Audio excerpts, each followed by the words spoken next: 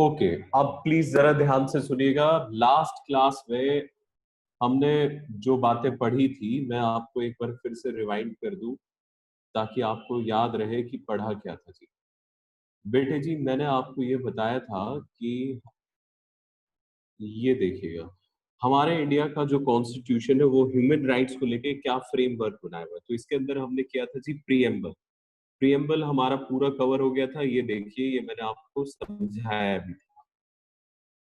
Preamble के बाद फिर हमें स्टार्ट करना था fundamental rights, part 3 of the constitution. मैंने आपको बताया था जी 4 जगह पे बताया हुआ है। पहला, प्रीएम्बल में ह्यूमन राइट्स का जिक्र है।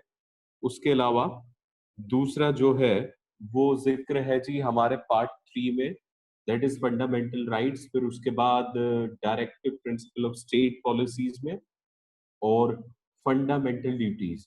ये 4 पार्ट्स हमने करे थे। पार्ट 3, 4 एंड 4A, ये 4 पार्ट्स जिसमें हमारा जिक्र आता है किस चीज का, ह्यूमन राइट्स के बारे में। Now we have done with preamble.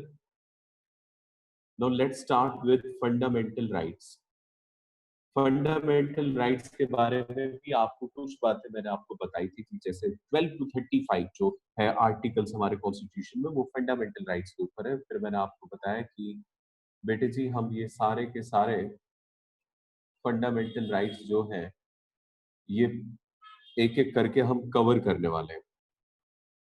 फिर मैंने आपको इसे कुछ सैलिएंट फीचर्स बताए, जैसे कि फंडामेंटल राइट्स को इन्फोर्स कराया जा सकता है। फंडामेंटल राइट्स जो होते हैं वो उसके अगेंस्ट कोई भी अथॉरिटी लॉ नहीं ला सकती, and you can enforce it against state as well as private persons. Then we have discussed about what is state. तो स्टेट के अंदर मैंने आपको बताया था कि government, parliament, district court, organization, ये सारी चीजें आ जाती है। ये भी हमने कर लिया था कि फंडामेंटल राइट्स की कवरेज क्या है। नाउ यहां से फोकस करना स्टार्ट कीजिए, क्योंकि आज मैं आपको फंडामेंटल राइट्स याद करवाऊंगा। ठीक है ना? आज पूरी क्लास का फोकस होगा जी फंडामेंटल राइट्स को याद करना, कल वाली क्लास का फोकस होगा उनको समझना। फंडामेंटल राइट्स में हम क्या क्या चीजें कंसिस्ट करते हैं, तो fundamental rights can be studied by 6 parts. It's divided in 6 parts.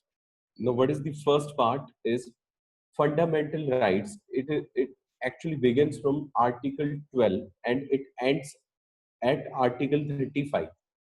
लेकिन 12 और 13 आर्टिकल्स मैंने यहाँ पे नहीं लिए क्योंकि वो किसी अधिकार के बारे में बात नहीं करते। अब समझिएगा जरा, देखिए ऐसा है, ये 6 पार्ट्स क्या है। सबसे पहला पार्ट है जी इक्वेलिटी, वो एक ह्यूमन राइट है, बराबरी होना। फ्रीडम, ये भी एक ह्यूमन राइट है। ठीक है जी। और राइट अगेंस्ट एक्सप्लॉइटेशन, ये हमारा रहेगा जी तीसरा हिस्सा फंडामेंटल राइट्स का। एक्सप्लॉइटेशन के अगेंस्ट क्या अधिकार है, तो आप समझिए, इक्वेलिटी है, फ्रीडम है, एक्सप्लॉइटेशन है, 3 हिस्से तो ये है। फिर बाकी के जो 3 हिस्से है वो है फ्रीडम ऑफ रिलीजन। रिलीजन को लेके आपको क्या फ्रीडम्स होनी चाहिए। कल्चरल एंड एजुकेशनल राइट्स, ये हमारा आ जाता है 5th पार्ट, मतलब एजुकेशनल राइट्स, आप इसे ऐसे याद कर सकते हैं। और फिर उसके बाद कॉन्स्टिट्यूशनल रेमेडीज क्या है। तो असल में इन 6 पार्ट्स के बारे में अगर मैं बात करूं तो देखिए ये पार्ट्स आप कैसे याद कर सकते हैं। EF, EF, EC इस तरह से चल रहे हैं। Now first is E is equality, second then F is your freedom. तो पहला EF हो गया। दूसरा EF क्या है, दूसरे EF में पहले है एक्सप्लॉइटेशन, फिर है freedom of religion, and then is EC, educational rights, and C is for constitutional remedies. तो ये 6 पार्ट्स में आपको अपने आर्टिकल्स पढ़ने। ठीक है जी। EF, EF, EC में पहला EF क्या है, इक्वालिटी एंड फ्रीडम। दूसरा EF क्या है, exploitation and freedom of religion. फिर उसके बाद EC, यहाँ पे E का मतलब है एजुकेशनल राइट्स और C का मतलब है कॉन्स्टिट्यूशनल रेमेडीज। ये 6 पार्ट्स डन। अब मैं आपको बताता हूँ इन 6 पार्ट्स को आर्टिकल में कैसे बांटा गया है। पहले जो आपका इक्वालिटी को लेके है वो आर्टिकल 14 से लेकर आर्टिकल 18 तक जितने भी आर्टिकल्स हैं वो सारे इक्वालिटी के ऊपर बात करेंगे. Then 19 to 22 they will talk regarding freedom. उसके बाद 23 और 24 ये जो आर्टिकल्स है, ये असल में मैंने यहाँ गलती से 25 लिख दिया है जी. मैं इसे सही कर देता हूँ. ये देखिए सर, यहाँ पे ये गलती से 25 लिखा गया. This is article 24. 23 और 24 आर्टिकल एक्सप्लॉयटेशन के ऊपर है. ठीक है. किसने कहा आर्टिकल 20? वो आर्टिकल 50 है. 50 याद है.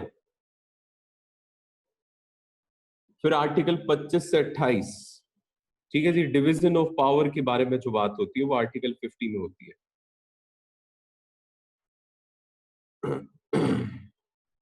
हाँ, तो वही तो कह रहा हूं मैं. Article 50 is division of power.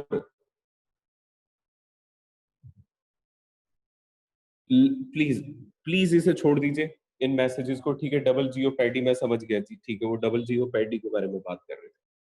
Okay, let it be. लेकिन वो भी यहाँ पे कवर्ड नहीं है. ये सारे फंडामेंटल राइट्स है. Double jeopardy is different thing. अब सुनिए जरा. राइट टू फ्रीडम आर्टिकल 25 से लेके 28 तक है. Freedom of religion. फिर उसके बाद अगेन ई था एजुकेशनल राइट्स. वो हमारे 30th आर्टिकल तक जाएंगे, यानी कि 28 के बाद 29 और 30वां एजुकेशनल राइट होगा.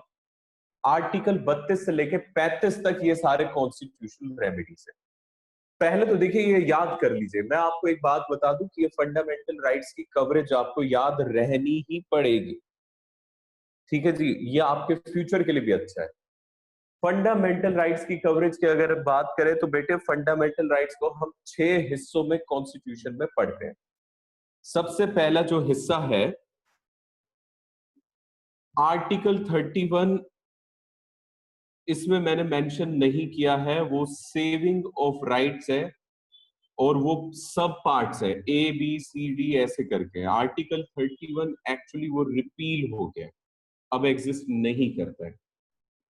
बट उसके जो सब पार्ट्स है ए बी सी ये सारे एग्जिस्ट करते हैं. We will talk about that also.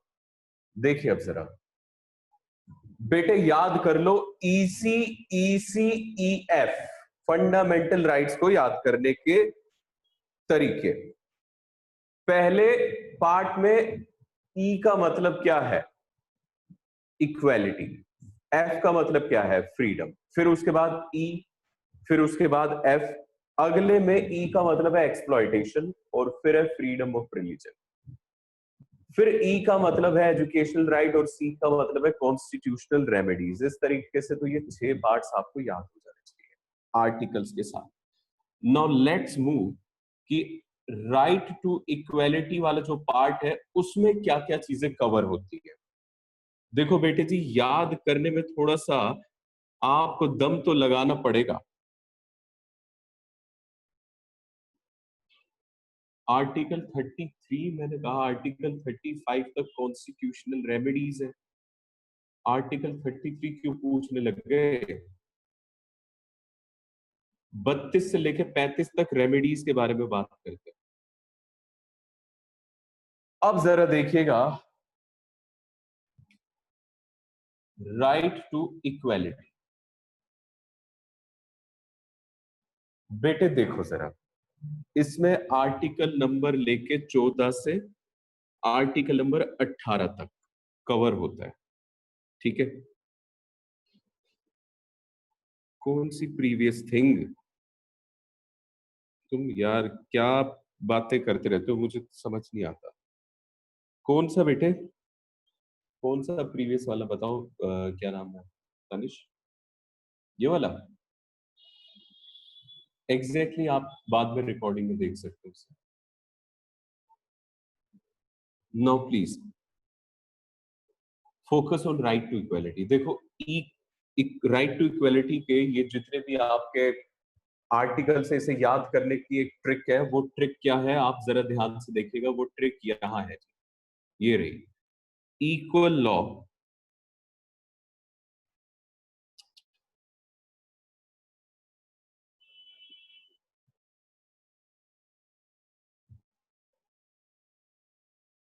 देखिए,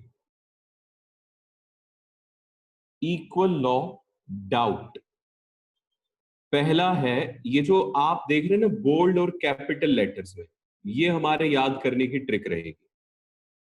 इक्वल लॉ डाउट में जो पहला आप देख रहे हैं, इक्वल लॉ, ये एक ही है जी, equality before law. This is article 14।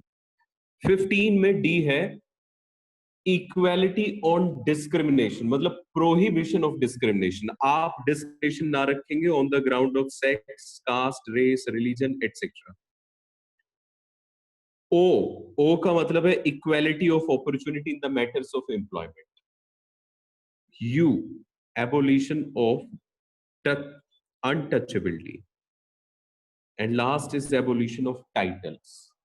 ये मैंने थोड़ा थोड़ा आपको एक्सप्लेन भी कर दिया था। इक्वल लॉ डाउट, ठीक है। तो आज मैं ज्यादा एक्सप्लेन नहीं कर रहा, क्योंकि थोड़ा थोड़ा हिंट मैंने आपको इनके बारे में बताया था कि टाइटल्स को लेके क्या प्रोविजन था जी। आप कोई भी राजा महाराजा बाय बर्थ आप कोई टाइटल यूज नहीं कर सकते। इसके अलावा आप अगर किसी फॉरेन सॉइल से कोई टाइटल लेकर आते तो you can not use that in India. ये टाइटल्स के बारे में था। तो आपको अब ये याद हो जाना चाहिए, इक्वल लॉ डाउट याद करो। Article 14 equality before law. फिर डाउट से बाकी के चार कवर हो रहे हैं। डी का मतलब होता है डिस्क्रिमिनेशन। तो it is prohibition of discrimination on the grounds of caste, religion, sex, place of birth etcetera. Then is U, U का मतलब है abolition of untouchability. And last is abolition of titles. Done हो गई बात? ये याद हो गए? बताइए जी। लर्न। अब आ जाओ राइट टू फ्रीडम पे। आर्टिकल 19 से लेके 22 तक जाएंगे, लेकिन इसमें चार नहीं, पांच है, ठीक है। और इसे याद करने की ट्रिक है, क्योंकि ये राइट टू फ्रीडम है। तो बेटे, एक अधिकार जैसे सबको ही पता होता है जी, फ्रीडम ऑफ स्पीच। तो आप ये ट्रिक याद कर लीजिए, फ्रीडम ऑफ स्पीच क्लियर है। फ्रीडम ऑफ स्पीच क्लियर है।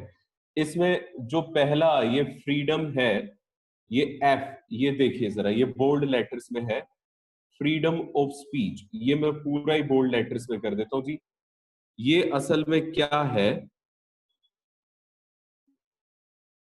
ये सारा का सारा फ्रीडम ऑफ स्पीच के बारे में बात करता है, ठीक है। कि आपके पास अपने स्पीच को बोलने का आपके पास आजादी होती है। You can express your self, article 19। मैं आपको एक वीडियो दिखाऊंगा जिसमें अर्नब गोस्वामी जी एक ये राज ठाकरे जी है, उनका इंटरव्यू कर रहे थे, उसमें उन्होंने इस आर्टिकल का जिक्र किया। आप देखना चाहेंगे वो वीडियो? अभी थोड़ी देर में दिखाता हूँ, रुकिए सर। आर्टिकल 19 जिससे आपको याद रहेगा, वो इस बात का जिक्र करते हैं। मैं आपको एक इंटरव्यू दिखाऊंगा। अच्छा जी, आगे देखिए जरा। इसे याद करने का तरीका है जी, फ्रीडम ऑफ स्पीच क्लियर है। पांच इसके अंदर आर्टिकल्स है। फ्रीडम ऑफ स्पीच हो गया जी, आर्टिकल नंबर 19। सी, सी से कन्विक्शन आएगा। देखो बेटे, होता क्या है कि आपको कोई भी डायरेक्टली कन्विक्ट नहीं कर सकता ऑफेंसेस के लिए। उसके लिए एक पूरा प्रोसीजर है। अगर आपको मान लीजिए कि बिना वारंट के किसी केस में अरेस्ट किया जाता है, एक क्रिमिनल केस में, तो आपके पास फंडामेंटल राइट है। There is right of conviction before for offences, you can present yourself. और अगर वारंट पे भी अगर अरेस्ट कर लिया जाता है तो भी आपके पास अधिकार है अपने डिफेंस को रखने का। वो इसी आर्टिकल 20 की वजह से आता है। कोर्ट आपकी जो सुनवाई करता है ना, वो इसी वजह से करता है जी, आपका ये फंडामेंटल राइट है, right against conviction for offences. कि आपको अगर कोई कन्विक्ट कर दे for offences, you have full right defence yourself. समझ गए? तो इसी वजह से कोर्ट कचहरियों में कसाब जैसे मुजरिम को भी आजादी दी जाती है अपनी बात रखने की, सिर्फ इसी वजह से। क्लियर हो गया आपको ये? अच्छा जी, फिर उसके बाद है आर्टिकल 21। ये एल से है जी, यानी कि लाइफ और liberty, protection of life and personal liberty. बेटे आप अच्छे से जानते हो कि सबको अपनी जिंदगी अपने हिसाब से जीने का अधिकार है। कई बार आपने पिक्चरों में भी देखा होगा कि अगर 18 साल से ज्यादा एज हो जाए तो ऐसी सिचुएशन में माता पिता भी अपने बच्चों के ऊपर ज्यादा हुक्मरानी नहीं कर पाते।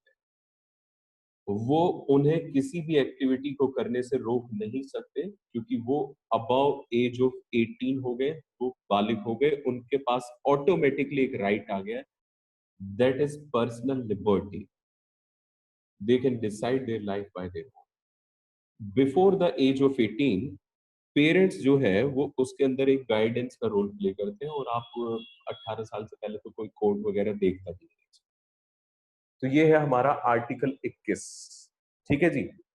फिर उसके बाद आर्टिकल 21 में एक नया आर्टिकल इंसर्ट किया गया था, जो कि one of the latest article है, जिसे आरटीई के नाम से जाना जाता है। 2005 या 6 में ये आर्टिकल आया था जी, जिसका नाम है राइट टू एजुकेशन। असल में ये right to education is primary education concern है। ठीक है जी, आरटीई जिसे फेमस तौर पे कहा जाता है, दिस इज आर्टिकल 21 ए। ठीक है, और राइट लास्ट टू है। Education is a right in which, sir यही है ना इसमें, जिसमें बच्चे 6 to 14 ईयर्स तक की एज में एजुकेशन ले सकते हैं, free and compulsory education, six to हाँ जी, फोर्टीन ईयर्स तक। बिल्कुल। ओके। तो फ्रीडम ऑफ स्पीच क्लियर है, फ्रीडम ऑफ स्पीच हो गया आर्टिकल 19। फिर उसके बाद राइट अगेंस्ट कन्विक्शन सी से, फिर right of life and personal liberty L से, ई से राइट टू एजुकेशन। लेकिन ये ध्यान रखिएगा ये 21 ए है, 22 नहीं है। फिर आर्टिकल 22 में क्या आ जाता है जी, protection against arrest and detention in certain cases. आपने बेटे एंटीसिपेटरी बेल का नाम सुना है क्या? Anticipatory bail. यस सर, ये वो होती है जैसे मान लो किसी ने कोर्ट में कुछ क्राइम वगैरह कर दिया, मतलब कोर्ट के बाद कुछ आपको टाइम कैसा पहले से लगेगा? कर दिया और उसको पता है कि वो जेल जाने वाला है, तो पहले से ही बेल के लिए रिक्वेस्ट करता है कोर्ट से एंटीसिपेट। बिल्कुल सही कह रहे हैं। क्यों है ये right? Protection against arrest and detention certain cases, let me explain. आपको कैसा लगेगा अगर पुलिस आपके दरवाजे पर आए और आपको जीप पे बिठा के दो चांटे मारते हुए थाने ले जाए? आपको तो बहुत बुरा लगेगा। लेकिन एक और चीज है जिसके टुकड़े टुकड़े हो जाते हैं, वो है आपकी इज्जत। आपकी जो सोसाइटी में रिस्पेक्ट होती है वो कहीं ना कहीं पे इस चीज से बहुत ज्यादा हैम्पर होती है। ठीक है जी, इसी वजह से प्रोटेक्शन अगेंस्ट अरेस्ट रखा गया है। आर्टिकल 22, आर्टिकल 22 जन्म देता है एक एंटीसिपेटरी बेल को। एंटीसिपेटरी बेल में एक व्यक्ति जिसे ऐसा लगता है कि उसका अरेस्ट हो सकता है, तो ऐसी सिचुएशन में वो व्यक्ति क्या कर सकता है जी, कोर्ट में मूव कर सकता है और कह सकता है साहब मुझे अरेस्ट नहीं होना, मैं कानून के सामने अवेलेबल रहूंगा, आप लेकिन मुझे अरेस्ट ना करें। ठीक है, तो इसे एंटीसिपेटरी बेल कहते हैं। मैं आपको इसमें एक एग्जांपल भी देता हूँ। एक हमारा आईपीसी में एक सेक्शन है 498 ए, 498 ए। 498 में बेटे ये एक डाउरी का केस होता है, फैमिली लॉ का केस। 2 साल पहले तक इस केस की इतनी हाहाकार थी कि अगर मान लीजिए वुमेन साइड ने ये केस डाल दिया, वुमेन सेल में वाइफ ने ये केस डाल दिया, तो हस्बैंड का अरेस्ट होना 100% कंफर्म था। अब भले उस बेचारे ने कोई क्राइम किया हो या ना किया हो, ऐसे ऐसे केसेस सुप्रीम कोर्ट के सामने आए थे कि वाइफ को नॉन वेज खाना पसंद नहीं है, हस्बैंड को पसंद है। हस्बैंड ने अपने किचन में पका लिया अपना अधिकार जताते हुए, वाइफ ने उस पे 498 का केस आता है। अब बताइए जरा, क्या आपको ऐसा लगता है कि ये अरेस्ट उसके कहीं ना कहीं ह्यूमन राइट्स को वायलेट करता है? बताइए। इसी वजह से इसी वजह से 498 में अब ये कर दिया गया है कि आप 3 महीने तक पहले फैमिली काउंसलिंग होगी और फिर उसके बाद अरेस्ट हो सकता है, लेकिन वो अरेस्ट होने से पहले एंटीसिपेटरी बेल ले सकता है। तो हस्बैंड के लिए कहीं ना कहीं ये कर दिया गया कि उसे अरेस्ट नहीं किया जाएगा। अदरवाइज पहले ये होता था कि 14 डेज की उसे एक अरेस्ट पे रखा जाता था, जिसे न्यायिक हिरासत, जुडिशियल कस्टडी कहते हैं, उसमें रखा जाता था। ठीक है, तो ये फ्रीडम ऑफ स्पीच क्लियर है जी। फ्रीडम ऑफ स्पीच क्लियर है, ये है ट्रिक। पहले वाले की क्या ट्रिक थी? इससे ऊपर वाला जो आपने किया उसकी क्या ट्रिक थी? Equal law doubt. ठीक है जी, और ये फ्रीडम ऑफ स्पीच क्लियर है। चलो जी, ये फ्रीडम ऑफ स्पीच भी आपको समझ में आ गया। अब इसके बाद देखिए जरा, राइट अगेंस्ट एक्सप्लॉयटेशन, इसमें केवल 2 ही राइट्स आते हैं। वो राइट्स है 30 और 24 आर्टिकल के अकॉर्डिंग। पहला है prohibition of traffic in human beings and forced labour. आपको याद है मैंने आपसे कहा था कि मैं आपको एक ऐसा एग्जांपल बताऊंगा जिसमें आर्टिकल 23 में फोर्स्ड लेबर में मेरा एक केस हुआ था। याद है आपको, मैंने आपसे कहा था ये? याद ही नहीं होती हमें ये बातें, कहाँ याद होती है? अब झूठ बोल दो यहां से याद है। Prohibition of child labour. बेटे चाइल्ड लेबर, ठीक है, ये हमारी प्रोहिबिशन रोकता है आर्टिकल 24। असल में क्या होता है जी, मैं थोड़ा थोड़ा इनके बारे में बता देता हूँ। बेटे आर्टिकल 23 क्या कहता है? Prohibition of traffic in human beings and forced labour. आपने कई बार ऐसा सुना होगा, दुबई वगैरह में यहां से व्यक्ति जाता है और कहा जाता है कि उसे अच्छी नौकरी दी जाएगी, लेकिन बेटे उसे वहां पे बांध दिया जाता है घुड़साल। घोड़ों की सफाई करो, पढ़े लिखे लोगों से ऐसा कराया जा रहा था। इसे ह्यूमन ट्रैफिकिंग कहा गया। ह्यूमन ट्रैफिकिंग का मतलब एक तरह से आप ये समझ लीजिए कि आपको एक बदवा मजदूर बना देना। आपकी इच्छा नहीं है लेकिन आप फिर भी वो काम करते हो। आप एक बात बताओ, अगर कल को मेरी इच्छा हो कि मैं डीएस रेवाड़ी स्कूल जो है इसे छोड़ना चाहता हूँ, तो आपका स्कूल सिर्फ मुझसे बात कर सकते हैं, they can not force me, क्योंकि मेरे पास एक अधिकार है, राइट अगेंस्ट एक्सप्लॉयटेशन, कि भैया मैं जबरदस्ती तो काम नहीं करूंगा। अगर बेटे ये मेरे पास अधिकार ना होता ना, तो आपके डीपीएस वाले हम सारे टीचर को ये कहते थे कि जाओ क्लास में और एक पैर पे खड़े रह के पढ़ो। अगले दिन कह देते अब जाओ क्लास में शीर शासन करते हुए पढ़ो। मालिक के मन में जो भी आता वो कह डालता। ठीक है जी। तो फोर्स लेबर के अगेंस्ट आर्टिकल 23 एक्सप्लॉयटेशन के अगेंस्ट आपको बचाता है। और उसके बाद आर्टिकल 24, ये क्या है जी? Child labour.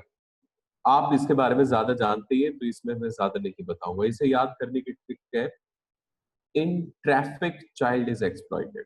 एक्सप्लॉइटेशन पे बेस्ड है जी ये अधिकार, तो ट्रैफिक में चाइल्ड का एक्सप्लॉइटेशन होता ही होता है।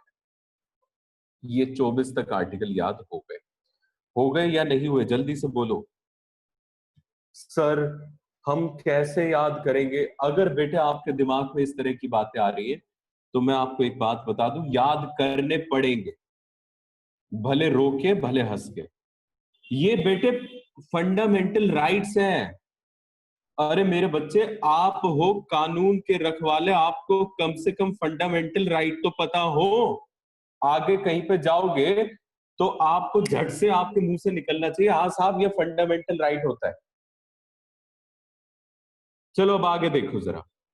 और इसके अलावा आपके चैप्टर को समझने के लिए जरूरी है कि आपको ये याद रहे उसके बाद था जी right to freedom of religion, अगला पार्ट, ये हमारा फोर्थ पार्ट था, right to freedom of religion. तो साहब फ्रीडम ऑफ रिलीजन के ऊपर आर्टिकल 25 से लेके 28 तक है, इसे याद करने की ट्रिक है सीएम का PA. Now what is CM? C stands for conscience, freedom of conscience and practice of religion, पहला। M, freedom to manage religious affairs. CM हो गया जी, सीएम का मतलब क्या था? Freedom of conscience of religion. बेटा आपके पास आजादी है, आप अगर चाहें तो आप मुस्लिम धर्म अपना लीजिए, ईसाई धर्म अपना लीजिए, आपके पास आजादी, आप कोई धर्म मत अपनाइए, आप नास्तिक बने रहिए। So this is because of article number 25, right to practice of religion। आप कोई भी रिलीजन को प्रैक्टिस कर सकते हो, ठीक है? क्या आप सबको मेरी वॉइस क्लियर आ रही है? वैभव, मैं वंशी का मैसेज कर रही है कि आवाज ब्रेक होके आ रही है। वॉइस क्लियर है? वॉइस अनक्लियर है? क्लियर आ रही है सर। ये इन बच्चों का नेट फ्लक्चुएट कर रहा है। चलिए तो अब देखिए जरा, तो ये सीएम में मतलब पहला था freedom of conscience and practice of religion. M का मतलब क्या था जी? यहाँ पे freedom to manage religious affairs. No, what is religious affairs? बेटे आप हिंदू हो, आप दिवाली पे लक्ष्मी पूजा करते हो, मत करो। कोई जेल में बंद कर देंगे क्या आपको? नहीं। आप मुस्लिम हो, आप नमाज पढ़ते हो, मत करो। आप रोजे मत रखो। This is because of article 26। अगर ये आर्टिकल 26 ना हो तो ये पंडित, ये मौलवी बेटे आपसे सारे काम करवा दे, घर से पकड़ के ले जाए पुलिस आपको। जैसे कि आज गोरक्षा के नाम पे होती है, ठीक है जी, मंगलवार को ये सारे जितने भी ये गरीब लोग, जितने भी अंडे वगैरह सेल करने वाले हैं, ये इनके ऊपर अत्याचार होते हैं। ये इनके कहीं ना कहीं आर्टिकल 26 के अगेंस्ट जा रहा है। This is violation of human rights. आपने अगर सुना हो, यूएनओ के चीफ सेक्रेटरी ने यह कहा है कि पाकिस्तान के अंदर ह्यूमन राइट्स एक ढकोसला है। 2 दिन पहले का बयान है, आप न्यूज वगैरह अगर सुनते हो तो। और इंडिया के अंदर मुस्लिम के ऊपर human rights is again nothing but hoax. ऐसा स्टेटमेंट था जी उसका कि इंडिया, साउथ एशिया में ह्यूमन राइट्स को लेकर ढकोसले रचे जाते हैं, पाकिस्तान में तो सारे ह्यूमन राइट्स वायलेट होते हैं। इंडिया में मुस्लिम्स के अगेंस्ट जो है राइट्स जो दिए जाते हैं, सरकार जो कहती है वो एक हॉक्स है। हॉक्स का मतलब होता है बेटे खोखले अधिकार, ठीक है जी। ऐसा यूएनओ का कहना है, यूएनओ के चीफ सेक्रेटरी का। ये न्यूज में आई थी, लेकिन न्यूज वाले इतना नहीं उठाएंगे, वो पाकिस्तान वाले मुद्दे उठा देते जी। हाँ, ठीक है। चलिए देखिए जरा, तो ये सीएम हो गया, सीएम का PA. Now what is PA? Freedom as to payment of taxes for promotion of any particular religion. बेटे आपको याद होगा कि आपके पास कई बार ऐसा होता है कि जी माता का जगराता है, पर्ची कटेगी। एक बात बताइए जरा, ये एक तरह से आप पे टैक्स है हिंदू होने का, कि आपको जागरण में, मंदिर बनवाने में पर्चियां कटवानी पड़ेंगी। लेकिन आपके पास इसका अधिकार है कि आप मना कर सकते हो, और वो आपका कुछ बिगाड़ नहीं सकते। तो वो अधिकार देता है आर्टिकल नंबर 27। आगे है freedom as to attendance at religious instruction और religious worship in certain educational institutions.